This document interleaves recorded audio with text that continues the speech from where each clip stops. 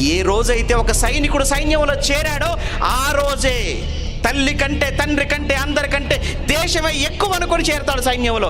అలానే ఒక క్రైస్తవుడుగా బైబిల్ పట్టుకున్నాడు అనంటే ఆ రోజు డిసైడ్ అయిపోయాడు, నాకు అందరికంటే దేవుడే దేవుడు. తర్వాత ఎవరైనా ఆ దేవుడి కోసం అవమానమైనా పర్వాలేదు, నిందైనా పర్వాలేదు, చావైనా పర్వాలేదు అని తెగించేశాడు క్రైస్తవుడు. అది క్రైస్తవుని కూడా సైనికుడితో అందుకే మాట్లాడాడండి, సైనికుడితో అందుకే పోల్చాడు.